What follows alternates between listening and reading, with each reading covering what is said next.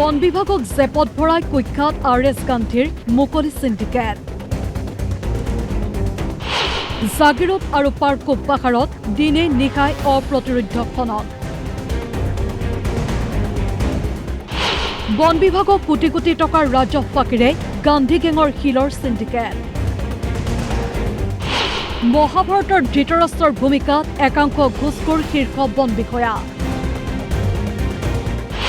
অঘোষিত বন মন্ত্ৰী MK যাদৱৰ আশীৰ্বাদ পুষ্ট RS গান্ধীৰ কলা দস্তাবেজ। সৰিয়হৰ দুলিতে ভূত। বন বিভাগত এতিয়া ৰক্ষকে লৈছে ভক্ষক ৰূপ। দশকজুৰি শিলৰ চোৰাং কাৰবাৰত জড়িত কুখ্যাত RS গান্ধীক ৰক্ষণাবেক্ষণ অৰণ্য ভৱন তথা একাংশ ঘুষখোৰ শীৰ্ষ বন বিষয়াৰ।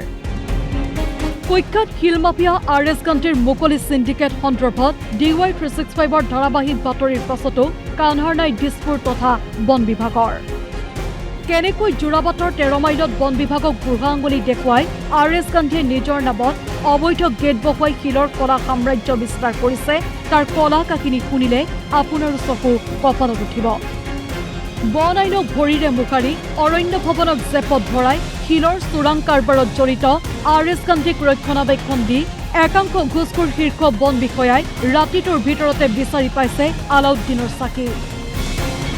আমি শেহতীয়াকৈ গম পাইছো যে তাতে যিমানখিনি খনন কাৰ্য হৈছে সেইখিনি গোটেইখিনি অবৈধ। সেই সময়ৰ পৰা এই কথাখিনি আজি খুপতি কৈ থকা হৈছে। তাৰোপৰি তাতে যিবোৰ মেজাৰমেণ্টৰ কাৰণে টেকনিকেল ছাপোৰ্ট ৰাখিছে সেইসমূহো বিচ্যুতি আছে বুলি আমি গম পাইছোঁ। এনেকৈ আচলতে আমাৰ অসমৰ চামগুৰিৰ সেই বিশেষ পাহাৰটোৰ ওপৰত খনন চলাই সমগ্ৰ অঞ্চলটোৰ পৰিৱেশ তন্ত্ৰ ধ্বংস কৰাৰ আঁৰত কিন্তু বন বিভাগে আছে বুলি আমি নগাঁও বন সংমণ্ডলক আমি কথাটো সকীয়াই দিব বিচাৰিছোঁ। এই ক্ষেত্ৰত বিহিত ব্যৱস্থা ল'বৰ কাৰণে বৰ্তমানৰ মাননীয় যি আমাৰ বন মন্ত্ৰী হৈছে তেখেতক আমি দাবী জনাইছোঁ। নগাঁৱৰ DFO সুভাষ কদম আৰু পূব কাৰ্বি আংলঙৰ DFO প্ৰহ্লাদপুৰ প্ৰত্যক্ষৰ পৃষ্ঠপোষকতাতে চলিছে পাৰ্কোপ পাহাৰত ধ্বংসযজ্ঞ। জাগিৰোডৰ সেউজ পাহাৰত অপ্ৰতিৰোধ্য খনন চলিছে। প্ৰাকৃতিক জুৰিত কৃত্ৰিম বান্ধি পাহাৰত ধ্বংসযজ্ঞ চলোৱা এই বাহুবলী সিন্ডিকেট গেঙৰ বিৰুদ্ধে তদন্ত কৰিলেই ওলাব জুলুঙাৰ মেকুৰী। বিষয় সন্দৰ্ভত DY365ৰো অব্যাহত থাকিব অনুসন্ধান। চামগুৰিৰ পৰা হেমন্ত শইকীয়াৰ সহযোগত ৰাতুল ৰঞ্জন চৌধুৰীৰ ৰিপৰ্ট DY365।